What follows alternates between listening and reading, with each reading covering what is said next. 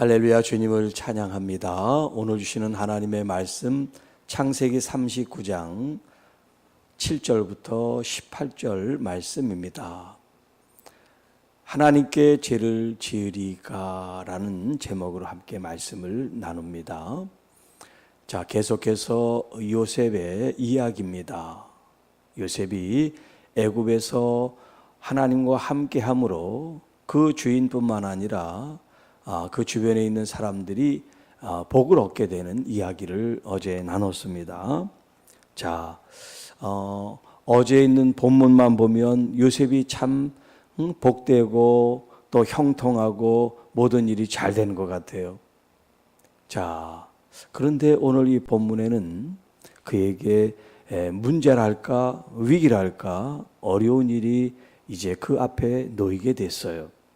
자, 그것은 7절에 있는 대로 그의 주인의 아내 때문입니다.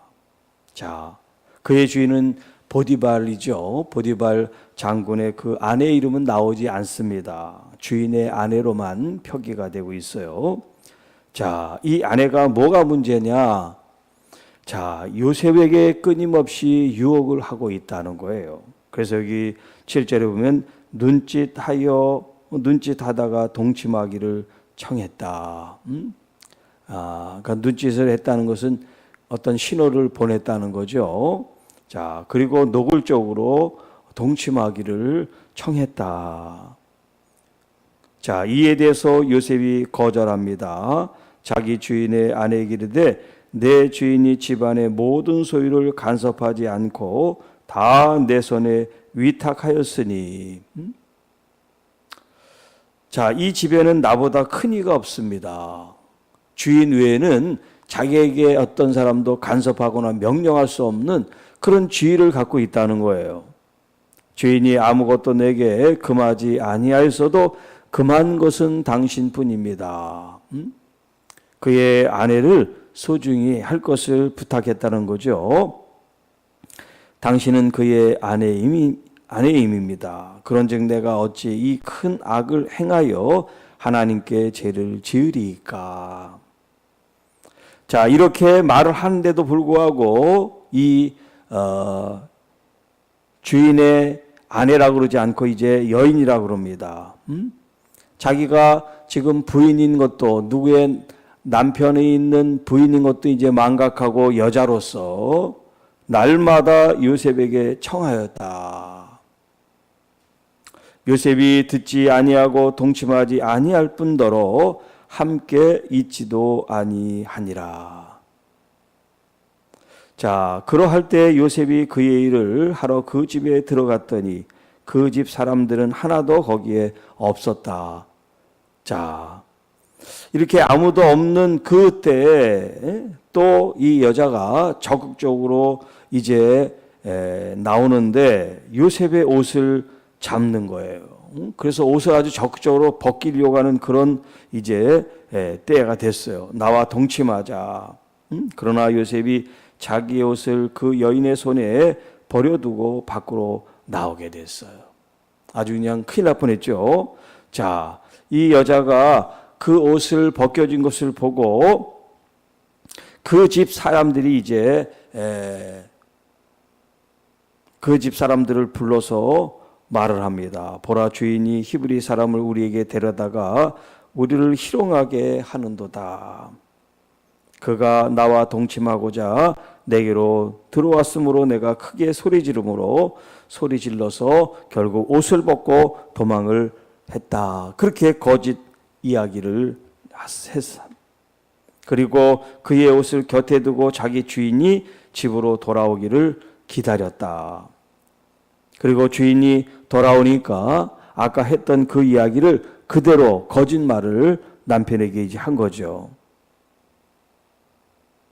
자, 오늘 이야기는 여기까지인데, 자, 우리가 생각해 볼 말씀이 바로 여기 7절에 있는 말씀이 이제 그 주인의 아내가 눈짓하다가 동침하기를 청했다. 자, 한 번 그런 것이 아니라 지금 날마다 계속해서 더 적극적으로 아주 그냥 옷까지 벗겨가면서 자기가 이루고자 하는 일을 이룬다 하는 거예요. 이게 바로 죄의 모습을 우리에게 극명하게 보여주고 있어요. 처음은 아주 시작은 미미한 것 같아요. 그러나 점점 이 죄 지배를 받게 되면 자기가 헤어날 수 없을 정도로 죄의 지배를 받단 말이에요. 지금 이 여자가 그렇습니다. 자기의 신분도 처지도 그런 걸 양심도 다 저버리고 오직 죄를 짓는 것에 지금 목숨을 걸고 있는 그런 형국이죠. 자, 이렇게 욕심이 잉태하고 죄가 장성하게 되면 결국 사망에 이르게 된다 하는 말씀이 있는 것처럼 우리가 죄를 다스려야 된다는 것을 이 본문을 통해서 배우고요. 또 하나는 뭐냐면 그 상대라고 할 수 있는 이 요셉의 처신이고 또 요셉의 신앙적인 마음이에요. 한 번도 흔들림이 없습니다. 자, 오직 그 마음 중심은 어디에 가 있냐면 하나님 앞에 가 있어요. 지금 이 개역개정에는 어찌 큰 악을 행하여 하나님께 죄를 지으리까 그렇게 되어 있는데 그 전 개역성경에는 하나님 앞에서 득죄할 수 없다 이렇게 나와요. 하나님 앞에서 죄를 지을 수가 없다 이렇게 표현이 되어 있습니다. 하나님 앞에서. 자, 어제도 말씀드렸죠. 우리가 하나님과 동행한다는 거. 하나님이 정말 뭐 사람처럼 옆에 계신 게 아니라 우리의 믿음을 통해서 하나님이 나와 함께 하신다는 이런 고백을 한다는 거. 그래서 하나님이 함께 하심으로 그는 형통한 사람이 됐습니다. 축복의 통로가 됐습니다. 그런 이 마음이 좋을 때만 내가 원할 때만 하나님이 나와 함께 계신 게 아니라 이런 유혹과 어떤 환난과 저주와 이런 모든 좋고 나쁨을 통해서 하나님이 나와 함께 계신다는 이 마음을 요셉은 늘 간직했다는 걸 우리에게 보여주고 있습니다. 내가 좋을 때는 하나님이 계시고 또 내가 욕망을 채울 때는 하나님이 좀 안 계시고 내 마음대로 하고 또 필요하면 하나님이 계시고 이런 식이 아니라 항상 하나님과 함께 한다는 그런 믿음의 자세를 견지했다는 거예요.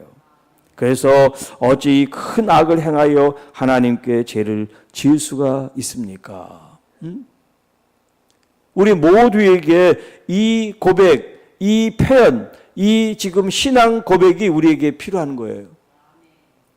하나님께서 가인에게 말씀하시잖아요. 왜 얼굴낯이 붉어졌느냐?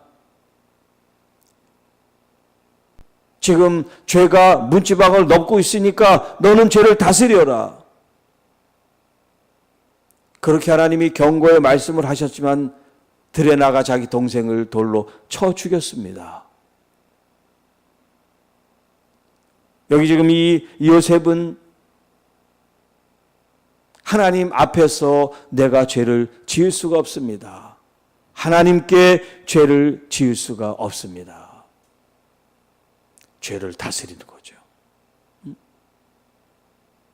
우리의 의지를 가지고 믿음을 가지고 하나님의 말씀과 하나님이 나와 함께 계심을 지켜내고 있는 이 청년 요셉을 지금 우리가 보고 있습니다.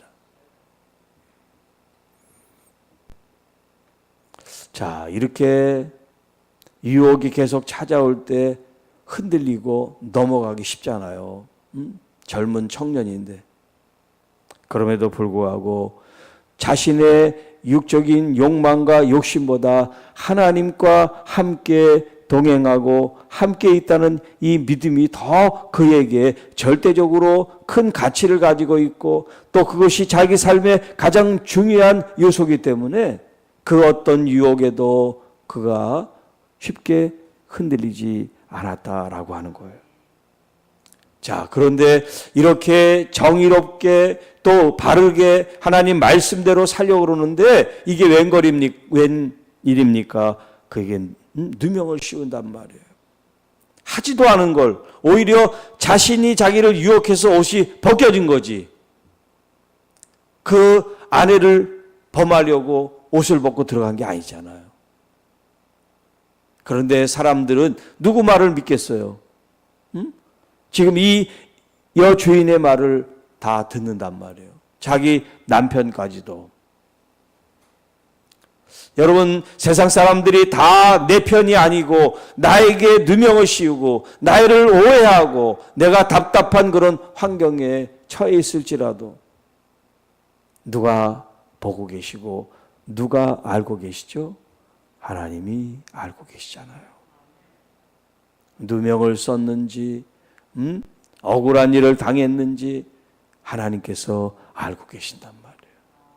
그래서 믿음의 사람은 우리에게 찾아오는 이 위기가 믿음의 기회가 될 수 있도록 하나님 앞에 나가야 됩니다. 어떤 사람들이 알아주든 알아주지 않든 우리가 어떤 억울한 일을 당하든 처하든 상관없이 하나님께서 나를 통하여 일하실 수 있도록 나를 주님께 드려야지, 세상의 일로 죄를 짓고 그렇게 하면 하나님이 일하실 수가 없어요. 하나님이 우리가 하나님의 말씀대로 정직하게 바르게 세워질 때 하나님이 우리를 통해서 역사하실 줄로 믿습니다. 하나님 앞에서 하나님께 죄를 지을 수가 없습니다. 그리고 그 전에 이 요셉이 뭐라 그럽니까? 내가 어찌 이 큰 악을 행하여. 자, 하나님 앞에 죄를 짓는 것이, 이것이 큰 악을 행하고 있다는 이런 의식이 필요합니다. 죄의식이 아니라 죄 개념에 대한 의식이 필요합니다. 이것이 바로 악이라는 거, 하나님 앞에 큰 악을 행하는 거라는 거. 두 사람만 마음이 맞고 또 두 사람만 입을 봉하면 그냥 넘어갈 수 있는 일이다, 그렇게 치부할 수 있고 또 그렇게 자기 합리화를 할 수 있는 일인데도 불구하고 이 요셉은 하나님 앞에서 그것이 큰 죄다, 큰 악을 행하는 거다, 이렇게 지금 말하고 있단 말이에요. 그러니까 하나님 앞에 그런 죄의 개념이 바르게 정립돼 있으니까 죄를 함부로 지을 수가 없는 거예요. 그걸 엄히 여기고 무섭게 여기고 두렵게 여기면 그 일을 쉽게 행할 수가 없는 거예요. 여러분, 우리 마음속에 죄의식, 죄책감, 이것이 아니라 죄에 대한 개념을 바르게 여러분들이 정립해 나가시기를 바랍니다. 죄는 하나님 앞에 우리가 큰 악을 행하는 것이다. 이 마음을 품고 하나님 앞에 순결하게, 정직하게, 거룩하게, 구별되게 말씀으로 살아갈 때 그것이 행복한 것이지, 죄를 지은 그 양심과 그 마음과 그 삶은 괴로움 속에 빠진단 말이에요. 자, 그런 일을 겪었을 때, 그런 일을 우리가 수용하고 용납했을 때 그 다음에는 참된 회개를 해야죠. 다윗이 그랬잖아요. 그 인간의 어떤 욕망을 채우느라고 그 남편은 군인으로서 전방에 보내서, 야, 그 전쟁 가운데 제일 앞장서게 해서 그 사람을 죽게 해라.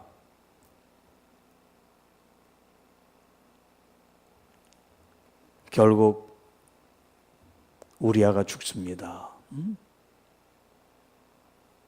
자기가 한 잘못을 덮기 위해서 아무 잘못도 없는 자기 부하를 죽게 만들었단 말이에요. 그리고 그가 죽은 다음에 그 아내를 자기 부인으로 삼는 경우가 어디 있어요?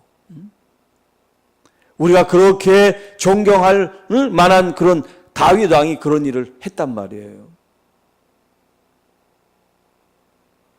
그런데 하나님은 그를 끝까지 버리지 않고 사용하셨어요. 왜 그랬을까요? 죄를 졌지만 그가 온전히 회개했기 때문에 그렇습니다. 여러분, 우리는 다 연약해서 요셉처럼 다 이렇게 죄를 끊어내고 죄에 대해서 승리하기가 어렵습니다.